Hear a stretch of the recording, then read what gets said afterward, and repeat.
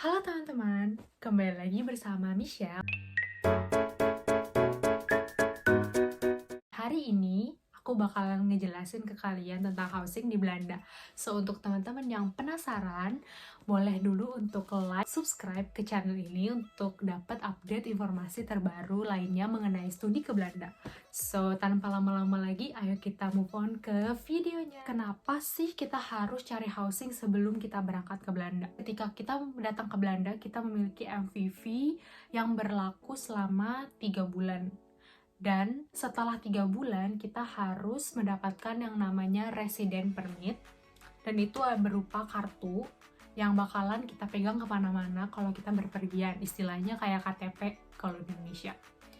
Nah, untuk mendapatkan itu, kita harus memiliki alamat yang official atau terregistrasi di City Hall atau Municipality Belanda. Kalau kamu gagal untuk mendapatkan akomodasi atau housing, maka resident permit card kamu nggak akan bisa keluar dan akhirnya kamu terpaksa untuk dideportasi. Dan hal ini banyak banget kejadian sama international students, apalagi akhir-akhir ini, karena memang ternyata di Belanda itu housing ini menjadi sebuah masalah yang cukup serius buat international students.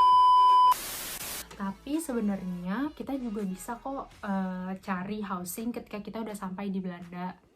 Tapi dengan catatan kalau kalian punya extra budget, karena most likely untuk sementara waktu sambil kalian cari-cari housing yang tepat, kalian pasti bakalan tinggal dulu di hotel atau di Airbnb. Harganya cukup mahal, jadi lebih baik cari dari jauh-jauh hari sebelum kita berangkat daripada kita udah sampai baru kita pusing cari-cari housing. Gimana sih caranya untuk kita mendapatkan akomodasi atau housing di Belanda? Yang pertama, itu melalui University Reserve Accommodation. Ini biasanya setiap kampus itu beda-beda. Setiap kampus itu memiliki kerjasamanya dia masing-masing bersama dengan housing agencies yang pastinya lebih trusted dan lebih terpercaya. Sayangnya, hal ini cuma berlaku untuk mahasiswa first year students. Untuk kalian bisa tinggal di sini, selanjutnya kalian bakalan harus cari housing kalian sendiri di luar University Reserve Accommodation. Jadi ini cuman sekolah bekerja sama dengan housing agency. Kalian akan most likely punya roommate dari teman-teman universitas yang sama gitu. Misalnya kalau kalian sekolah di TUE, kalian juga bakalan most likely punya roommate yang kuliahnya juga di TU Eindhoven. Biasanya untuk bisa mengakses University Reserved Accommodation ini, universitas bakalan kasih email automatically buat nge-register housingnya mereka.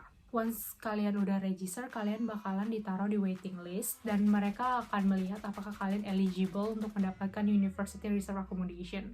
Soalnya Reserve Accommodation ini juga kapasitasnya cuma sekitar 50% dari national students yang datang ke universitas tersebut. Kalian bisa coba hubungin International Office Student Housing masing-masing kampus kalau misalnya kalian nggak dapat automatic email untuk register dan ditaruh di waiting list untuk student housing tersebut. Biasanya housing kayak gini itu udah termasuk dengan gas, water, and electricity. Nah, contohnya Universitas Twente, mereka bekerja sama dengan roomspot.nl, TUE atau TU Eindhoven. Mereka itu bekerja sama dengan festid.nl. Aku juga nggak gitu tahu gimana cara nyebutnya. Bisa juga sama Camelot. TUE ini punya building yang mereka dedikasiin untuk student mereka, dan mereka sebut itu gedung Aurora dan Luna Building. Nah, kalau kalian kuliah ke TUE, kalian bisa coba masuk atau register yourself ke housing ini lewat Camelot. Nah, nanti linknya bakal aku taruh di description box untuk masing-masing universitas. Kalau misalnya untuk University van Amsterdam, kalian bisa cek di Duo, Stoonest, dan Room.nl. UVA ini atau University van Amsterdam, dia bekerja sama dengan 3 website atau housing agency yang tadi aku sebutin. Nah, untuk The Hague University of Applied Sciences, dia bekerja sama dengan Duo. Jadi kalian harus benar-benar cek website masing-masing kampus kalian. universitas kalian itu bekerja sama dengan housing agency apa aja. Yang kedua, bisa juga dari housing offered by housing agencies. Housing agencies ini sebenarnya banyak banget, kayaknya 20 plus websites, tapi aku nggak bakalan sebutin satu-satu. Aku bakalan ngebahas beberapa website yang memang terkenal. Yang pertama, ada yang namanya Holland to Stay. Holland to Stay ini konsepnya unik ya, jadi dia tuh ada website, tapi kalian tuh harus register yourself dulu, dan mostly banyak banget nih website yang kayak begini. Kalian harus register dulu nama kalian, dan istilahnya kalian harus bayar per bulan sekitar mungkin 10 euro untuk ya bisa lihat-lihat ada housing apa aja di dalam. Holland to Stay ini konsepnya adalah sistem lottery housing. Jadi kalian cuman bisa register one lottery at a time. Kalau kalian dapat atau kalian menang, ya kalian bisa tinggal di housing tersebut. Cuman ini winning chancesnya itu sangat kecil. Jadi ini kurang gitu rekomenin untuk kalian yang mau coba cari housing di Belanda. Nah, ada juga yang kedua, Funda dan Pararius. Ini yang paling reliable so far, fast in getting response. Jadi kalau misalnya kalian tanya sama housing agencies-nya, kamu bakalan dapat response back in just a couple of weeks. So it's gonna helpful to you, karena ada banyak banget website yang misalnya mereka taruh housingnya, cuman kalau kalian try to kontak mereka atau try to tanya-tanya sesuatu tentang housing itu apa masih available dan tidak, kadang-kadang ada yang nggak diupdate. Terus scamnya itu juga nggak gitu banyak, jadi it's kind of safe, tapi hati-hati juga tetap, jangan kalian terima tawaran yang too good to be true. Ada juga yang lain website namanya Kamernet, register, bayar untuk jadi member dan untuk bisa lihat-lihat listing housingnya apa aja. Untuk membershipnya 1 bulan itu 20 euro. Menurut pengalaman aku, responnya cukup lambat. Dia lebih fokus ke room aja. Jadi kalau misalnya kalian nyari studio, mereka kurang banyak. Jadi bedanya studio sama room itu, kalau room itu kayak ya udah cukup buat kamu sendiri aja. Kalau studio itu gede, jadi kayak kamu nggak akan sharing apapun sama siapapun. Jadi kayak kalian punya kamar mandi kalian sendiri, punya dapur kecil kalian sendiri. Nah, ada juga yang namanya Sior.nl. Sior.nl ini juga cukup terkenal dan bagus banget juga responnya. Nah, yang ketiga itu ada yang namanya temporary accommodation. Jadi housing yang di-offer oleh housing agencies yang fokusnya itu ke short stay. Kayak misalnya cuma bisa 1 night, 2 night, dan maksimum 1 bulan. Namanya The Student Hotel. The Student Hotel ini bagus banget. Aku udah pernah lihat advertisement-nya dan lain-lain. Itu dalamnya bagus banget. Kalian bakalan bisa ada gym, ada apa ya, study room, ada rent buat bike,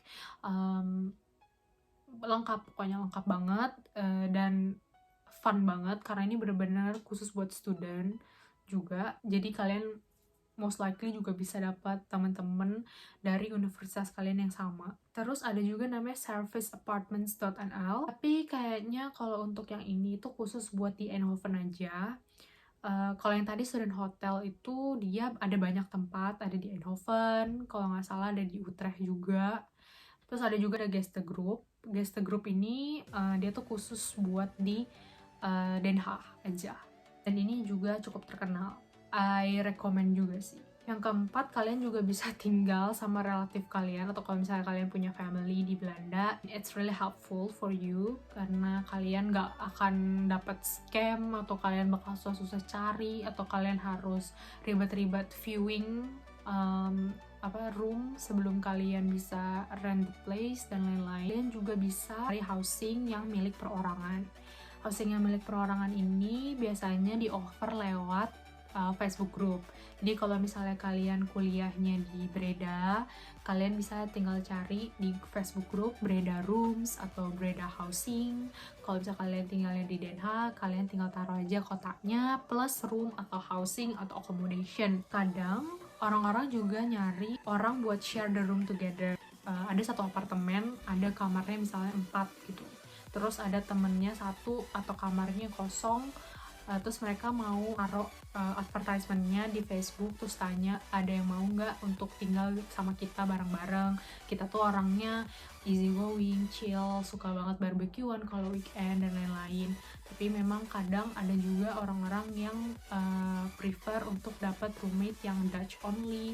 Jadi di advertisementnya bakal ditulis kayak Dutch only or international students only gitu. Mereka pengen cari roommate yang cocok sama mereka. Misalnya kalian lewat Facebook group ini cari housingnya, kalian harus hati-hati dengan scam, karena scam itu banyak banget. Juga ada tips lagi, kayak jangan pernah transfer uang apapun kepada non-Dutch bank accounts, karena most likely itu juga scam. Kalau misalnya kalian mau cari housing perorangan lewat Facebook group, kalian tuh most likely bakalan diminta untuk viewing roomnya. Kalian harus datang ke sana, ngeliat roomnya kayak gimana, apakah kalian setuju dengan roomnya, dan juga orang pemiliknya atau roommate kalian bakalan ngeliat kamu orangnya kayak gimana, dan kira-kira kalian bakalan ngobrol dan lihat apakah kalian cocok untuk tinggal bersama. Ya pastinya landlordnya akan lebih prefer orang yang udah ada di lokasi atau udah ada di Belanda dan ngebuat deal sama landlordnya. Oleh karena itu,